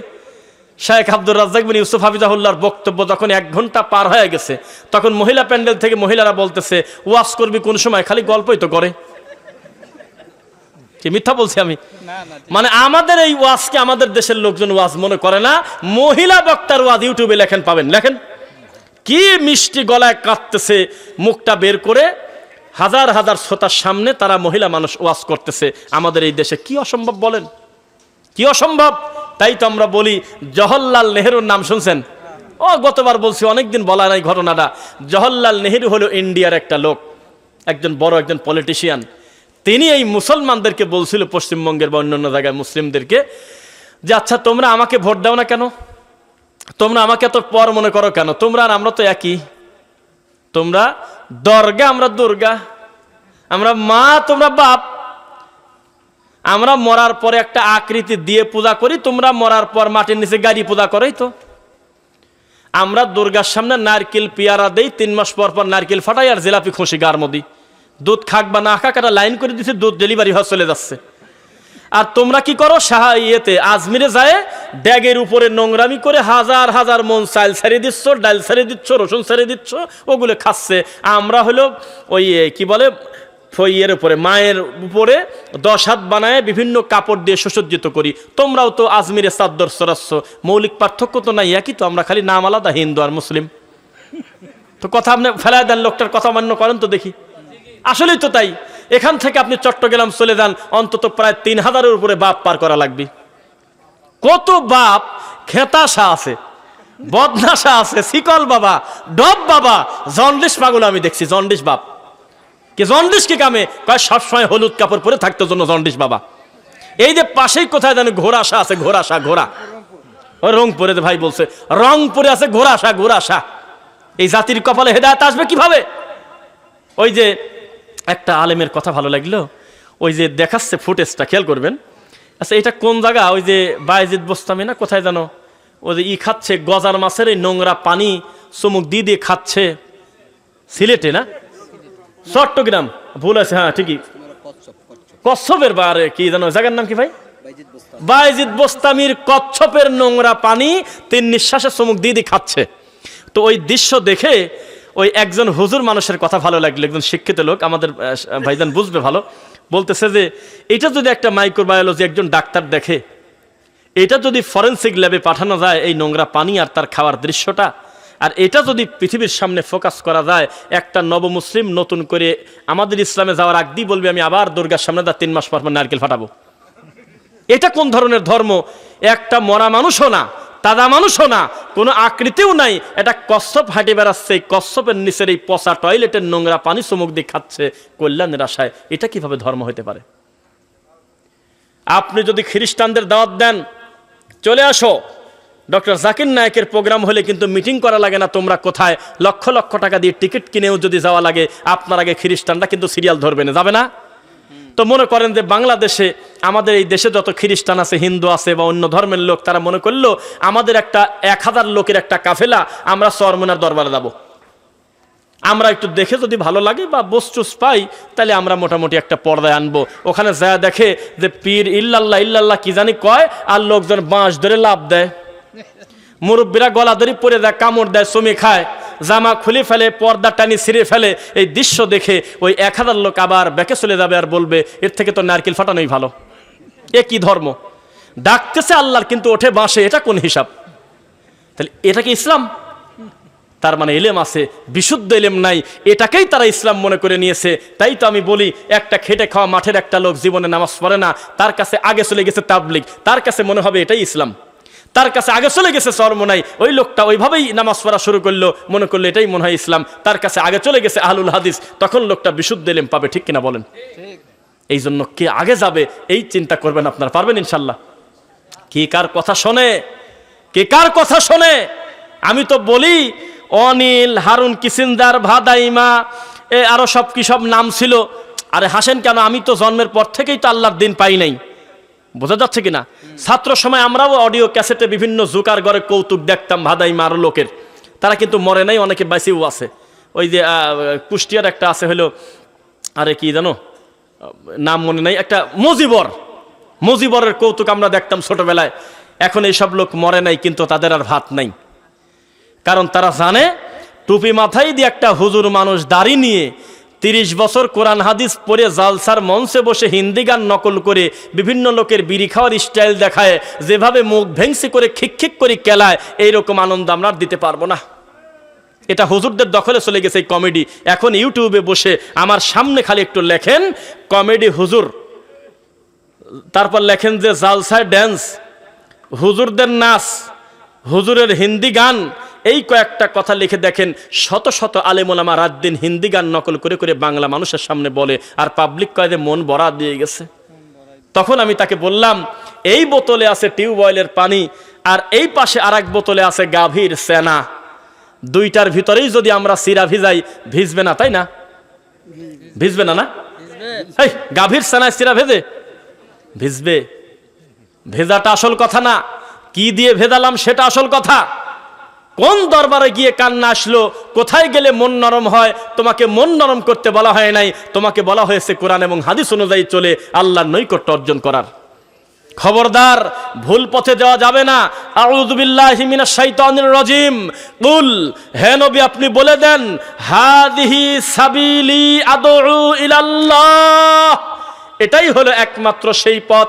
আনা ওয়া মানি তাবাআনি, আমি এবং আমার অনুসারীরা সেই পথে ডাকি জাগ্রত জ্ঞান সহকারে, আলা বাসীরাতিন। কে কার কথা শুনবে? রাসূল সাল্লাল্লাহু আলাইহি ওয়াসাল্লামের নীতির বাইরে চললে তার হাউজে কাউসারের পানি নসিব হবে? বলেন ভাই, হবে কি? বেদাতি খালি কাঁদে। মদিনা নিয়ে যে আমাদের দেশে কত গজল তার শেষ নেই। ও মদিনার পাখি রে, ও মদিনার বুলবুলি, ও মদিনার পাখি, আমার দিল চাই আমি উড়ে চলে যাব মদিনাতে, আমার যদি পাখা থাকতো দৌড় দিতাম। কি পাগল নাকি? কি কয় এগুলি? এখানে বসে দরুদ পড়ো, মান সাল্লা আলাইয়া ওয়াহিদাতান সাল্লাল্লাহু আলাইহি আশার। পৃথিবীর যেখানে তুমি দরুদ পড়ো আমার নবীর প্রতি, একবার দরুদ পড়লে 10টা রহমত তোমাকে দেওয়া হবে, 10টা গুনাহ ক্ষমা করা হবে, অতীতের 10টা পাপ ক্ষমা হবে। এত সুন্দর সুযোগ থাকতে কয় পাখি থাকলে উড়ে যেতাম মক্কায় নাকি? কয় না না, মদিনায় যেতাম। অথচ এক সেজদা সমান 1 লক্ষ সেজদা মক্কা। আর মসজিদে নববীতে কত কত? কে শোনে কার কথা? এই যে মানুষের ভিতরে একটা চিন্তা, মানুষ এখনো পর্যন্ত কোরআন হাদিসের কোনো দাম নাই, ডাইরেক্ট প্রকাশ্যে ঘোষণা দিয়ে বলতেছে আমাদের আকাবিররা কথা বলার পরে, আমাদের বড় হুজুররা কথা বলার পরে আমাদের আর কোনো দলিল লাগবে না। বুঝছেন নাকি কথা? আর দলিল লাগবে না, বড় হুজুর যেহেতু বলে ফেলছে আমাদের আর কোনো দলিল লাগবে না। বলেন নাউজুবিল্লাহ। এবার আপনাদের একটা কথা বলি, এই স্টেজে বক্তা শ্রোতা সবাই মিলে সবচাইতে বেশি দূরের লোক আজকে কিরা আছেন? সবচাইতে বেশি দূরে বাড়ি কার এখন? আমার না? কথাই তো বোঝে না। মানে আমি মাহফিল করে যাব হলো প্রায় 222 কিলো, মানে পরবর্তী মাহফিলের হিসাব বললাম। আর আপনি যাবেন সর্বোচ্চ 500 মিটার, 200 মিটার, 1 কিলো, কারোর বাড়ি আবার একেবারেই মাদ্রাসার কাছাকাছি, ঠিক কিনা? তাহলে আমি আশা করবো এতক্ষণ পর্যন্ত যেহেতু ধৈর্য ধরে ছিলেন, আমি আশা করতেছি আমার মুখের একেবারে শেষে মজলিস ভঙ্গের দোয়া না শুনে আপনারা যাবেন না ইনশাল্লাহ। ঠিক আছে তো? আলহামদুলিল্লাহ। একটা দৃশ্য আমি দেখে আমার খুব লোভ হচ্ছে, সেটা হলে আমি আসার আগ পর্যন্ত আমাদের সম্মানিত দ্বিতীয় আলোচক যিনি ছিলেন এবং তৃতীয় আলোচক শেখ মোহাম্মদ আলী হায়দার হাফিজাহুল্লাহ, তিনি নিজে একজন যোগ্য আলেম, উক্ত মাদ্রাসার তিনি দায়িত্বশীল হাফেজ। তো যারাই কথা বলেছেন তাদের হাতে আপনারা প্রাণ ভরে দান করেছেন, করেন নাই? করছেন। তা আমিও আশা করব এই ভালো কাজের সঙ্গে আমার মাধ্যমে যদি আপনারা যুক্ত থাকেন, আমিও তো আল্লাহর কাছে একটু পুরস্কার পাবো কিনা ইনশাল্লাহ। পরবর্তীতে আমি না আসে আমার আরেক ভাই এসে দেখবে এখানে 2 জন হাফেজ নয় 10 জন ছেলে হাফেজ হচ্ছে, এখানে 50 জন ছাত্র আর নাই 5000 ছাত্র হয়ে গেছে। দিনের একটা বড় মার্কাজ আল্লাহ করে দিতে পারেন না? পারেন কিনা? সেটা যদি হয় তাহলে আমরা আশা করব শেষের দিকে যদি আপনাদের বলবো ইনশাল্লাহ আপনারা আমাদেরকে সহযোগিতা করবেন দিনের জন্য। মাকে হত্যা করে ফ্রিজে রাখার বিষয়টা বলেছে, এটা তো উনি মনে হয় পরে আসছে, এটা তো শুরুতে আমরা বলি নাই? মাকে হত্যা করে ফ্রিজে রাখছে। আর একটা হত্যা দেখলাম, ওই যে আপনার কি বলে, ওই যে মুনতাহা নামে একটা সুন্দর একটা ছোট বাচ্চা, ইস কলিজার টুকরে একটা সোনা বাচ্চা, তার প্রাইভেট টিচার এই দুনিয়াবি কিছু স্বার্থের কারণে, হিংসা করে, অহংকার করে, ঝগড়ার কারণে এই বাচ্চাটাকে মেরে দিচ্ছে। আবার ড্যাফোডিল ইউনিভার্সিটির পাশে একটা 18 থেকে 20 বছর ধারণা করা হচ্ছে একটা মেয়ের লাশ পাওয়া গেছে, তখন তার মাথাও নাই, তখন তার হাতও নাই। কোথায় আগাচ্ছেন আপনি? কোন দিকে যাচ্ছি আমরা? এলেম নাই। আপনি হাসেন না, একটা কথা বলি, বিশ্ববিদ্যালয়ের যে ড্রেনগুলো পরিষ্কার করে না মাঝে মধ্যে, ওই ড্রেন পরিষ্কার করতে গিয়ে দেখবেন যে হাজার হাজার কন্ডম পায়। যে ঝাড়ুদার যে ক্লিনার আছে তাকে জিজ্ঞাসা করবেন, হাসেন না। শিক্ষা দিচ্ছেন, এই শিক্ষা, এটার নাম। আমি আপনাকে বলি নাই ওহির শিক্ষা না থাকলে তাকে গরু বললে গরুকে অপমান করা হয়, বালহুম আদল, তার থেকে নোংরা। বিশ্ববিদ্যালয়গুলো ফ্রি মিক্সিং, ছেলে মেয়ে একাকার হয়ে ঘুরতেছে, মিশতেছে। কিছু কিছু ফুটেজ আমরা দেখি, বাপ দিয়েছে পড়তে, মেয়ে আর একটা ছেলে চলে যাচ্ছে হলে হোটেলে, প্রতি মাসে বাপ টাকা দিচ্ছে, মা টাকা দিচ্ছে। তাই তো সেদিন একজন শায়েখের আলোচনা শুনলাম, উনি খুব ভালো কথা বলেছে, এখন বাচ্চাদেরকে বাইরে রেখে পড়াশোনা করাটা একটা অনিরাপদ কাজ, একেবারে অস্পষ্টতার উপরে থাকা। অন্তত নিজের আওতাভুক্ত থাকুক আমার বাচ্চা, এটা একটা তদারকি জবাবদিহিতা থাকে কিনা বলেন? এই ব্যাপারে সবচেয়ে ভালো অবস্থানে আছে আমাদের এই হেফজখানা কওমি মাদ্রাসার আমাদের ছেলেরা, আমাদের ভাইরা। কারণ তাদের একটা জবাবদিহিতার আওতায় রাখা হয়। সিসি ক্যামেরা আছে, আত্মীয় স্বজন সবসময় খোঁজ নিতে পারতেছে, তাদের একটা জবাবদিহিতা আছে কিনা বলেন। কিন্তু এই ছেলেকে বিশ্ববিদ্যালয়ে দিয়ে দেশে দিন দিন পরিস্থিতি কত খারাপ, যে পরিমাণ ওই আপনার নেশার বোতল, কন্ডম, বিভিন্ন যৌন উত্তেজক বড়ি, ট্যাবলেট, এইগুলো পাওয়া যায় হলো বিশ্ববিদ্যালয়ের চতুর্পাশে। তারপরে ওই অর্ধগলিত বাচ্চা পাওয়া যায়, বাচ্চা ভর্তি করতে গেছে ছেলে মেয়ে, পেটে বাচ্চা চলে গেছে, ওই বাচ্চা অ্যাবর্শন করে ওই ড্রেনে ফেলায় দিচ্ছে। দিন কোথায় যাচ্ছেন আর কি শিখতেছেন আপনি বলেন আমাকে? এলেম কি অর্জন করলেন আর মানুষকে কি এলেম শিক্ষা দিবেন? তাহলে আপনি আমাকে একটু সাক্ষী দেন তো, আজকের এই দৃশ্যটা, এই হাফেজে কোরআনদের এই দৃশ্যটা আপনার অন্তরে ভরে দেয় নাই? শান্তি লাগছে কিনা বলেন? যদি শান্তি লাগে তো মাদ্রাসাটাকে অপশন করলেন কেন? এটা কম্পালসারি করে রাখেন, এরপরে বাকি হিসাব পরে। আগে তার ওহির এলেম অর্জন হোক, আগে হাফেজ হোক, আগে কোরআন শুদ্ধ করুক, আগে বিশুদ্ধ এলেম চর্চা করুক, তারপরে ডাক্তার হোক, ইঞ্জিনিয়ার হোক, প্রকৌশলী হোক। এগুলো কোনো খাত, এগুলো কোনো দিন কোনো হারাম কিছু না। এগুলো জাতির কল্যাণের জন্য ইঞ্জিনিয়ার হবে, ডাক্তার হবে, কিন্তু তার আল্লাহর জ্ঞানটা দরকার আছে কিনা বলেন? আছে কিনা? ওই যে বৃদ্ধাশ্রমগুলো তন্ন তন্ন করে খোঁজেন তো দেখি, যান কয়জন কোরআনে হাফেজের বাপ পান আমি দেখি। পৃথিবীতে কেউ নাই, আমি এ কথা বলবো না, মানুষ ভুলভ্রান্তি আছে হয়তো, কিন্তু কয়জন আলেমের বাপ আর মা পাবেন যে বৃদ্ধাশ্রমে পড়ে আছে? আমি একটু দেখতে চাই। বরং বিপরীতে কোনো ফকিরের বাপ মার জায়গা খুব কমই হয়। দেখবেন যে অবসরপ্রাপ্ত বড় বড় অফিসার, তারপরে 10-15-20টা বাড়ি ভালোবাসি আদর করে বউ ছেলেপেলের নামে আগেই বহু আগে দিয়ে দেছে, দিয়ে উনি আরামে আয়েসে থাকবে, লাস্টে তার ফ্ল্যাটে জায়গা হয় নাই, টান দিয়ে নিয়ে খেদায় দিছে। মিডিয়ার লোক ধরে বলতেছে ছেলেপেলের প্রতি কি আফসোস আছে আপনার? কয় যে না, আফসোস নাই, ওরা ভালো থাকুক, দোয়া করি ওরা ভালো থাকুক, আমার কোনো আফসোস নাই, আমি খুব ভালো আছি, এখানেই তো আমার সব আছে। শেষ বয়সে নিজের নাতির মুখখান দেখার ভাগ্য তার হইল না। কয়জন আলেমের বাপের এই পরিস্থিতি একটু আমি শুনবো দেখি। এই মাদ্রাসা থেকে পড়াশোনা করে কোন ছাত্রের বাপ ওই ইয়েতে বৃদ্ধাশ্রমে জায়গা হবে আপনি একটু বলেন আমাকে, সম্ভব? তাই আপনাকে বলি, ওয়াকালার রাসূল ইয়া রাব্বি ইন্না কওমি ইত্তাখাযু হাযাল কুরআনা মাহজুরা, হে আল্লাহ, আমি নবী আপনার কাছে বিচার দিচ্ছি আমার উম্মতের বিরুদ্ধে, তারা আপনার কোরআনকে প্রত্যাখ্যান করছে, পরিত্যাজ্য মনে করেছে। কথা কি বোঝা যাচ্ছে? তাহলে এই প্রতিষ্ঠানে আপনি সন্তান দিয়ে, টাকা দিয়ে, বুদ্ধি দিয়ে, শ্রম দিয়ে সহযোগিতা করবেন কিনা একটু বলেন আমাকে? করবেন?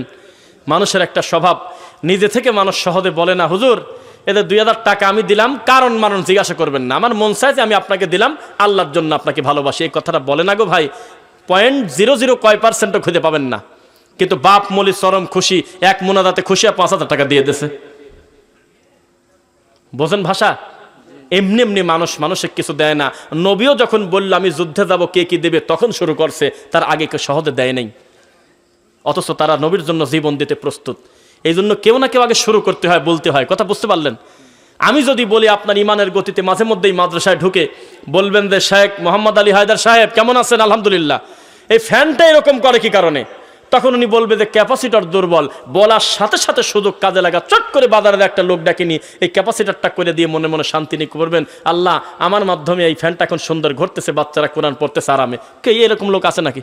ওনাকে ধমকাবি না, সে আপনার কানা লোক, চোখে দেখেন না? হুজুর আমি আর আপনি পৃথিবীতে আর কেউ যেন সাক্ষী না থাকে, একটা এতিম ছেলের এই মুহূর্তে দায়িত্ব নিলাম, আমি যতদিন বাঁচি ইনশাল্লাহ 5000 টাকা করে সমপরিমাণ টাকা দেবো। আমার যেহেতু ছেলে পেলে নাই, এই ছেলের দায়িত্ব আমি নিয়ে নিলাম। হুজুর এই ব্রেঞ্চটা ভাঙা কেন, এর দায়িত্ব আমি নিয়ে নিলাম। আর মনে মনে ইচ্ছা করবেন আল্লাহ আমার আব্বাকে আর মাকে তুমি ক্ষমা করো। কোথা কি যাচ্ছে? এরকম কি কেউ করে সহজে? খালি বসে আছে বাড়িতে, মরবে কবে কিরা, তারপরে আমরা খুশি হয়ে গরু কাটি হুজুরে খাওয়াবো। তাছাড়া কেউ খুশি হয়ে দেয় না, খালি বাপ আর মা মল্লি খুশি হয়। নাউজুবিল্লাহ পড়েন। তাহলে আমি একটু আশা করব, 2 মিনিট দেখবো, যে যদি ভালো ফলাফল না আসে তখন আমি দোয়া পড়বো। সেটা কি, এই এতগুলো মানুষের ভিতরে আমি আন্দাজে বলবো, আমার কথা রাখবেন কিনা, পরিস্থিতি কারোর সাধ্য আছে কিনা আমি তা জানি না, কেউ আমাকে বাধ্য করে নাই। 10,000 টাকা দিবেন এমন কেউ কি আসেন এই আল্লাহর ঘরের জন্য, এই কোরআনের মাদ্রাসার জন্য? আপনার এই অর্থটা সরাসরি দিনের কাজে ব্যয় হোক, প্রতিষ্ঠানটার উন্নতি হোক। একটু কেউ বলবেন, একটু কেউ 10,000 টাকা আমি বাকি দিলাম অথবা লিখে রাখলাম, পরবর্তীতে এই প্রতিষ্ঠানের কাজে লাগবে, একটু বলে দেন তো মুখ দিয়ে। কেউ আসেন? 10,000 টাকা আপনারা দান সাদকা করেছেন, আমি দেখলাম যে আপনারা দেন কিনা। আপনারা অনেক সাদাকা করেছেন, এখানে কম বেশি হিসাবও হয়েছে। তবে শেষের দিকে আপনাদের সামনে আমাদের সোনামণিরা রোমাল নিয়ে যাবে, প্রত্যেকে সাধারণ সাদাকা করবেন ইনশাল্লাহ, ঠিক আছে? প্রত্যেকে আপনারা সামর্থ্য অনুযায়ী দেওয়ার চেষ্টা করবেন। আর আমি চাচ্ছিলাম যে আপনারা কিছু বিশেষ ভাইয়েরা 2, 4, 5, 10 হাজার টাকা করে যুক্ত থাকেন, সেটা ভালো হয়। চেষ্টা করবেন মাসিক সাদাকা করার, প্রতি মাসে 1000, প্রতি মাসে 500। এইটার পরিমাণ যদি বাড়ে, একদিন নারায় তাকবীর নিয়ে চলে যাওয়ার থেকে প্রতি মাসে 500 দেওয়াটা ভালো। অন্তত আজীবন সদস্য আছে বাৎসরিক আলহামদুলিল্লাহ 1000 টাকা। এইরকম হলে হয় কি, এটার সংখ্যা বাড়লে সুবিধা হয়। তো কিছু ভাই বলেন তো যে আমি 1000 টাকা করে মাসে দেবে, এরকম একটু বলেন তো, কয়েকজনের একটু সিরিয়ালটা লম্বা হোক। বাৎসরিক ওটা আমরা বাৎসরিক, বাৎসরিক 1000 টাকা। ও এক বছরে 1000। হ্যাঁ 500 করে 2 কিস্তি। আমি মনে করছি মাসে। তাহলে বলেন যে 1000 টাকা সারা বছরে 365 দিনে 1000 টাকা হলে প্রতি মাসে মনে হয় কয় টাকা পড়ে বলেন? দিন 2 টাকাও পড়ে না। একটু বলেন তো দেখি, 1000 টাকা মাসে বছরে দিবেন কেউ আছেন? দিয়েছেন না? ও আচ্ছা আচ্ছা, যাক আপনারাই তো। যাই হোক, আর কথা আমরা লম্বা করতে চাচ্ছি না, তবু দায়িত্বশীলদের কাছে জিজ্ঞাসা করি যে আমরা কি শেষের দিকে যাবো কিনা। 12টা পর্যন্ত আপনি চালাবেন, অসুবিধা 12টা পর্যন্ত না, এত লম্বা সময় কথা আমরা বলি না, সচরাচর 1 ঘন্টা, 1 ঘন্টা 10-20 মিনিট। এটা আপনাদের সাধারণ আমার প্রতি। আল্লাহ আমার ভাইদেরকে তুমি আরো বড় কর, আল্লাহুম্মা আমিন। সবাই খেয়াল করবেন, এলেম অর্জন করার দরকার আছে কিনা বলেন? নবী সাল্লাল্লাহু আলাইহি ওয়াসাল্লাম বানী ইসরাইলের ঘটনা বলতে চাই, হাদিসা বিকুল্লি মা সামিয়া। কেউ যদি নবীর প্রতি মিথ্যারোপ করে, তার থাকার জায়গা জাহান্নাম বলেই তিনি বলতেছে হাদ্দাসানা আম বানী ইসরাইল ওয়ালা হারাজ। আর বানী ইসরাইলের গল্প বলো, তাতে কোনো মিথ্যা নাই, অসুবিধা হবে না, সঠিক যেটা সেটা বলো। নবী বললেন এলেম অর্জনের গুরুত্বের কথা বলতে গিয়ে একজন লোক এত অপরাধ করেছে, 99টা মানুষ হত্যা করে ফেলছে। 99টা মানুষ হত্যা করার পর তার ভিতর অনুশোচনা আসলো যে আমি কি করলাম জীবনে, এতগুলো মানুষকে মারলাম। বালিশে মাথা দিলে লোকটার ঘুম হয় না, চলে গেছে একটা পীর ফকির দরবেশের কাছে। উনি বলতেছে মাথা খারাপ নাকি, এত বড় অন্যায় করে আবার ক্ষমা চাও বেটা। তখন ওকেও মারিয়ে দিয়েছে, 100 হয়ে গেছে। তখন সে মনে করলো কি করব, এখন তো বিপদ আরো বেশি। তখন লোকজন বুদ্ধি দিল, একজন আলেমের কাছে চলে যাও, ওই গ্রামে কোরআন পড়তে পারে, দিন পড়তে পারে, আল্লাহর ওহির জ্ঞান আছে, এমন লোকের বাড়ি হলো ওই গ্রামে, তুমি চলে যাও। তখন সেই লোকটা ক্ষমা নেওয়ার আশায় বুদ্ধি নেওয়ার জন্য ওই গ্রামে যেতে মাঝ পথে সে মারা গেছে। চলে এসেছে আযাবের ফেরেশতা, চলে এসেছে রহমতের ফেরেশতা। দুই পক্ষ বলে এ হলে আমার দিকে, ও বলে আমার দিকে, রহমতের লোক বলে জান্নাতের দিকে, গজবের ফেরেশতা বলে জাহান্নামের দিকে। তখন ফিতা দিয়ে মেপে দেখা হলো লোকটার বুকটা একটু গ্রামের দিকে দেওয়া আছে, সামান্য একটু বেড়ে গেছে। এই কারণে আল্লাহর নবী বললেন আল্লাহ তাকে ক্ষমা করে দিয়েছে। এলেম অর্জনের গুরুত্ব আছে কিনা বলেন? নবী সাল্লাল্লাহু আলাইহি ওয়াসাল্লাম একদিন বললেন, কেউ কি তোমরা আছো এখন আকিক নামক বাজারে গিয়ে একটা সুন্দর উটনি কিনে আনবে? সবাই বলল আল্লাহর নবী একজন যাব কেন, আমরাও যাব, আমরা অনেকেই যাব। রুমাল নিয়ে যাও শোনালা, সবাই যাও। রুমাল যখন চলে আসবে তখন আমরা শেষ করবো ইনশাল্লাহ, বসেন, ধৈর্য ধারণ করে বসেন। তখন বলল যে আমরাও যাব। তখন নবী সাল্লাল্লাহু আলাইহি ওয়াসাল্লাম বললেন বসো, তোমাদের যাওয়া লাগবে না, এখানে বসেই তোমরা উটনির সওয়াব পাবে। কেউ যদি আমার পক্ষ থেকে একটা কথা আরেকজনের কাছে প্রচার করে দেয়, যেই কথা আমি নবী মুখ দিয়ে বলেছি, তাহলে একটা উটনি সাদাকার নেকি পেয়ে গেছে। কেউ যদি 2টা কথা প্রচার করে দেয়, সে 2টা উটনির থেকে বেশি নেকি পাবে। কেউ যদি 3টা কথা বলে দেয়, 3টা উটনি থেকে বেশি নেকি পাবে। কেউ যদি 4টা কথা প্রচার করে দেয়, 4টা উটনির থেকে বেশি পাবে। তাহলে বিশুদ্ধ ইলমের কত মূল্য, কত দাম। কতদিন জিকির করেছেন, তাসবিহ পড়েছেন জানি না, একটা ছেলে যখন কোরআনে হাফেজ হয়, একটা আয়াত তার অন্তত 1000 বার তাকে বারবার পড়তে হয়। আমরা আশা করি ইনশাআল্লাহ কোরআন হাদিসের সাথে আপনাদের সম্পর্ক হবে। বোঝা যাচ্ছে? এখন থেকে আপনি নিয়ত করেন সন্তানটাকে একজন আলেম বানানোর, সন্তানটাকে একজন দিনের দায়ী বানানোর। ইদা মাতাল ইনসান, মানুষ যখন মরে যায়, ইনকাতাহু আনহু আমালু, তার সমস্ত আমল কেড়ে দেওয়া হয়, ইল্লা মিন সালাসা, 3টা জিনিস ছাড়া। এক, সাদাকা জারিয়া, ওই সাদাকা যেটা মানুষের কল্যাণের জন্য লোকটা রেখে গেছে, কবরে চলে গেছে কিন্তু তার সাদাকাটা রানিং আছে, এর জন্য লোকটা কবরে নেকি পাবে। 2, ওই এলেম যা মানুষের কল্যাণে লোকটা রেখে গেছে, ওই ওস্তাদ যিনি শত শত ছাত্রকে আলেম করেছে, হাফিজ করেছে, জ্ঞান দিয়েছে, উনি মরে গেছে কিন্তু জ্ঞানের আলো রানিং আছে। এই রানিং থাকার কারণে কবরে শুয়ে শুয়ে নেকির একটা অংশ লোকটা অটো পাবে। 3, ওয়ালাদুন সালিহুন ইয়াদউ লাহু, ওই নেককার সন্তান সন্ততি বেটা বেটি যাদের আল্লাহর ভয় আছে, যারা নেককার সন্তান, এরা যদি আল্লাহকে বলে আল্লাহ আমার আব্বাকে তুমি ক্ষমা করো, আমার মাকে তুমি ক্ষমা করো, আমার মায়ের প্রতি তুমি দয়া করো, ইনশাআল্লাহ আল্লাহ এই দোয়া কবুল করে দেবে। বোঝা কি যাচ্ছে? তাহলে এই সুসন্তান তৈরি হয় মাদ্রাসায়। নির্দিষ্ট করে এটাই হবে তা বলি না, পৃথিবীর যে কোনো জায়গায় হতে পারে, তবে বাধ্যগত কোরআনের জ্ঞান ছাড়া কোনো দিন ইতিহাসে তা হয় নাই। ওহির জ্ঞান লাগবে, ইসলামের জ্ঞান লাগবে, আল্লাহর ভয় লাগবে। তখন মানুষ তার আল্লাহকে ভয় করে তখন গুনাহ থেকে বাঁচবে, পিতামাতার হক আদায় করবে। সবার কাছে যাচ্ছে, আপনারা একটু গ্রহণযোগ্য কিছু দেওয়ার চেষ্টা করবেন। শুধু সামনে দিয়ে ঘুরে যাচ্ছে, আপনারা কিছু দিলেন না, এটা তো সুন্দর নয়, এটা একটা মাহরুম হয়ে যায়, তাই না? শেষের এটা একটু ঘোষণা দিবেন লাস্টে। ফলেবরটা বড় হয়ে গেছে তো কমই শাখাটা বেড়ে গেছে তো খরচের সংখ্যা বেড়ে গেছে। আর ভাই একটু খেয়াল করবেন, মসজিদে মুসল্লি বেশি হওয়া কি ভালো না খারাপ? কথা বলে না। মসজিদে মুসল্লি বাড়া ভালো না খারাপ? হাসপাতালের বেড একেবারে পূর্ণ হয়ে যাওয়া ভালো না খারাপ? হ্যাঁ, আমরা চাই হাসপাতালগুলো খালি হোক। আমাদের সমস্ত ভাইকে আল্লাহ তুমি নেক হায়াত সুস্থতা দান করো। আর মাদ্রাসার মসজিদে যেন ছাত্র দিয়ে আর মুসল্লি দিয়ে ভরে যায়। এই মাদ্রাসার উন্নতি হয়েছে, তার মানে কওমি শাখা খুলে আরো কিছু ক্লাস অতিরিক্ত করা হয়েছে, যার জন্য একটু চাপ পড়ে গেছে। এটাকে আমরা সবাই মিলে যদি মনে করি সহজ করা সম্ভব কিনা বলেন?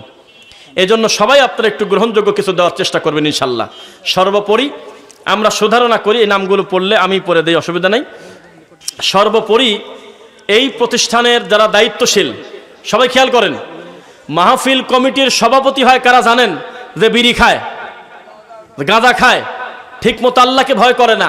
কিন্তু আমরা যোগ্য লোককে আমাদের পাশে পাইছি, যিনি নিজেই একজন শিক্ষানবিদ, যিনি নিজেই একজন গবেষক, বলেন আলহামদুলিল্লাহ। আপনাদের থেকে বেশি বিনয়ের মতো ধৈর্য ধরে পুরো বক্তব্য শুনলো এরকম অতিথিরা খুব কমই করে। নামমাত্র একটু কথা বলে মানুষের সামনে কথা দুইটা বলে রানিং বক্তব্য ঠেকায় দিয়ে ওয়াজ নষ্ট করে চলে যায়। কিন্তু আজকে ব্যতিক্রম হয়েছে, সভাপতি এবং বড় বড় আলেম ওলামা পুরা বক্তব্য আমার কাছে বসে একেবারে বাচ্চা মানুষের মতো বিনয়ী হয়ে শুনেছে। আল্লাহ তুমি তাদের এলেমে বরকত দাও, আল্লাহুম্মা আমিন।